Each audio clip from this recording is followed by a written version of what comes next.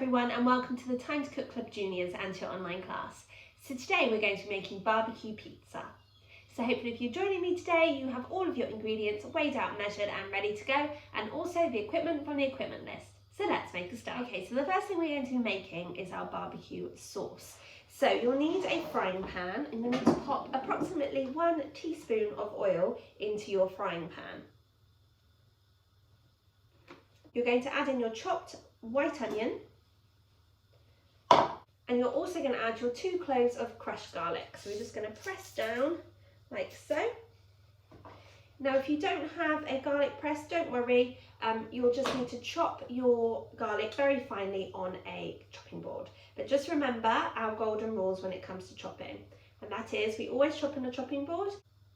We're always watching what we're doing at all times, and we're always keeping our fingers well away from that sharp blade. Okay, so when you've added your white onion, your olive oil and your 2 cloves of crushed garlic to the saucepan, you're also going to add your cubes of butternut squash. Now you're going to ask your grown-ups to help you to heat this on a medium heat on the hob, stirring the whole time, okay? So you and your grown-up are going to cook this for 2 minutes, stirring, before adding 2 tablespoons of water to the rest of the ingredients in the saucepan. So you're going to cook for a few more minutes, probably about 3 minutes, until the vegetables have started to soften. Now, once the vegetables have started to soften, you need to ask your grown-up to carefully take the saucepan off of the heat, and then you're going to add the rest of the sauce ingredients before your grown-up returns the saucepan to the heat to cook the sauce. So you want to bring the ingredients to the boil before your grown-up will help you to turn the heat down, okay, so it's just at a simmer. And then you and your grown-up are going to continue to cook the ingredients in the saucepan for another 25 to 30 minutes.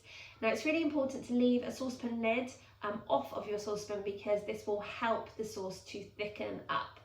And after 25 to 30 minutes, you're going to ask your grown-up to take the saucepan off of the heat and allow the ingredients to cool completely.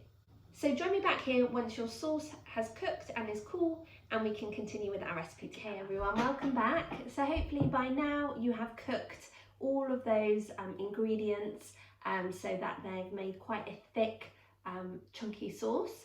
And now what you'll need to do is you'll need to ask your grown-up to help you to get a hand blender if you have one, and just blend the sauce until it's smooth. Or you can pop it into a bigger blender, or if you don't have a blender, don't worry, you can just get a sieve and pop the sieve on top of a bowl, and then just pour some of the mixture in at one time, and then just mash the mixture down with a spoon so that it goes through the sieve and into the bowl, and it's a nice smooth consistency. And just keep doing that until you have used up all of your ingredients. So once you've pureed down your barbecue sauce, we're ready to start on our pizza dough. So you need to pop your flour and your 1 teaspoon of salt into a mixing bowl. So whenever we measure out any herbs, spices, flavourings, seasonings, it's always a good idea to do so over a separate bowl or cup, and that way we won't ruin the ingredients in our mixing bowl if we add too much. So just 1 teaspoon of salt. If you're using garlic salt, then you can add that to your mixing bowl too. Right, you're then going to add your packet of fast action yeast to a clean bowl.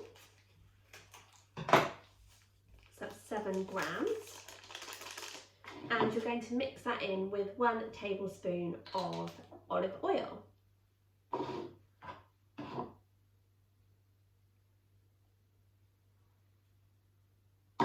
You can add your lukewarm water as well, and a teaspoon of granulated sugar. And you're going to give that a good stir. And you're just going to leave that mixture for about 5 minutes until it starts to turn frothy. So join me back here in 5 minutes time and we can carry on with our recipe. Back. So hopefully your yeast mixture is now nice and frothy. Now what you're going to do is you're going to carefully pour the yeast mixture into your flour mixture, stirring really well, okay, so that those ingredients are combined. Once your dough starts to stick together, you might want to remove your spoon before adding some flour to your work surface and to your hands.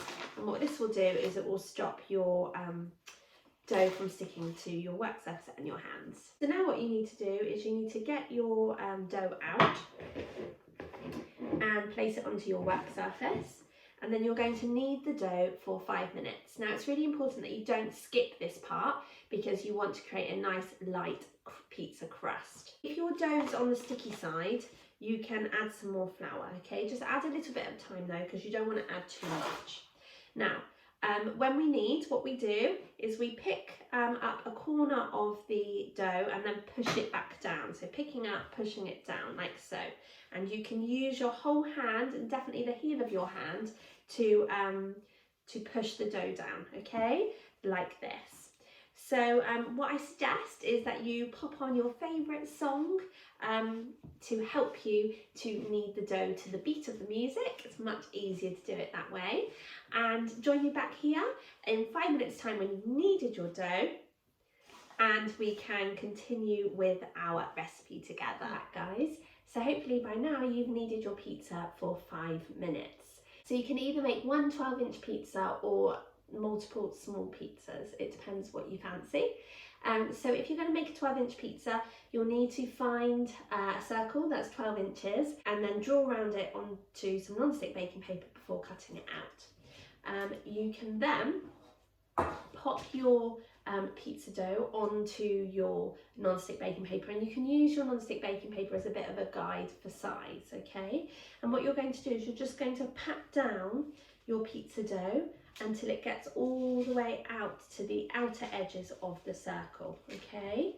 So like I say, you'll just have to keep kind of stretching out the dough and pulling it out, okay, until you get to the edge of your non-stick baking paper.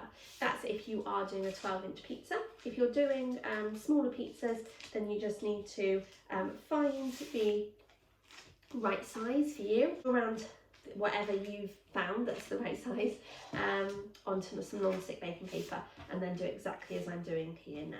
Okay, you might want to divide your dough between however many pizzas you want to make.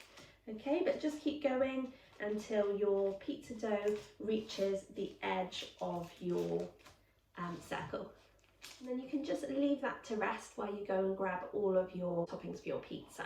Okay, now what you need to do is you need to go and ask your grown-up to preheat the oven to either gas mount 6 or 200 degrees or 180 degrees if you're using a fan oven. The reason why we need to preheat the oven is to make sure that the oven is at the perfect temperature when we're ready to pop our pizza into it. And the reason we need to ask our grown-ups to do this special job is because ovens can get very hot and so can be very dangerous, and we definitely don't want any burnt hands or fingers. So what we're going to do is, once we have flattened out the base so that it covers the whole of our 12-inch template, if that's the size of the pizza that you're making, then what we're going to do is we're going to ask our grown-ups to pop the pizza base into the oven to cook for between 15 to 20 minutes. So basically what we want to do is, it's quite a doughy pizza, and we want to make sure that the bottom of the pizza is cooked really well, okay? Otherwise it's going to taste quite doughy and raw. So you're going to ask your grown-ups to pop your pizza base into the oven to cook for between 15 to 20 minutes. Grown-ups, do keep an eye on it because obviously all ovens will differ, but you basically want the bottom to be cooked through, okay? But you're also keeping an eye on the crust of the pizza because you don't want it to go too brown, okay? So once you've done that, you're then going to ask your grown-ups to take your pizza dough or your pizza base carefully out of the oven, and that's where you're going to pop your toppings onto it, okay? So I'll see you back here once your pizza base has cooked and we can continue with our bake together. The first ingredient we're going to pop onto our pizza is our barbecue sauce that we made earlier. Okay, and we're just going to use a spoon to spread it all over the pizza.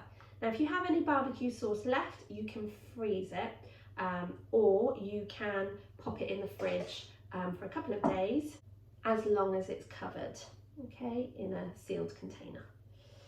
Right, so put lots of that lovely sauce on, and you're going to leave about a 1-inch clear border all the way around your pizza. You're then going to add your chicken slices. I'm just using slices out of a pre-packet of chicken. but obviously if you've cooked some chicken breast, you can use that too. You just need to slice it up.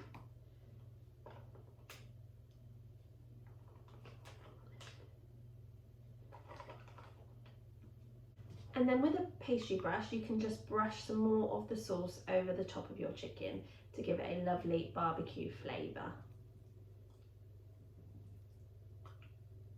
So now what you're going to do is you're going to add your mozzarella slices on top of the chicken.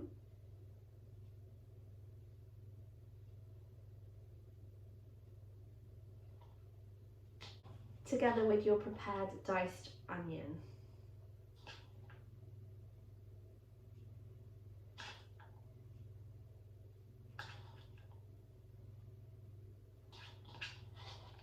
You're then going to add your sliced green pepper. And if you want to, you can always add some grated cheese on top too, if like me, you love your cheese. Okay, so now what you need to do is you need to go and ask your grown-up to pop your pizza back into the oven to cook for between 10 to 15 minutes. Basically, you want your cheese to have melted and for all the toppings to be hot on top. So sometimes when we're using mozzarella, it can create quite a lot of liquid on top. So grown-ups, I would set your timer for 10 minutes anyway, and just check that there's not loads of liquid on top of your pizza, and if there is, then you just want to tip the liquid off onto your baking tray before popping the pizza back into the oven to continue to cook, because you don't want the pizza to be really wet on top. So join me back here when your pizza has completely cooked and we can take a look at them together. Okay, welcome back guys. So now what you need to do is you need to ask your grown-up to take your pizza out of the oven and leave it to rest for 5 minutes before cutting it up into wedges and serving it. There we have our barbecue chicken pizza, and I'm sure you'll agree it looks absolutely delicious.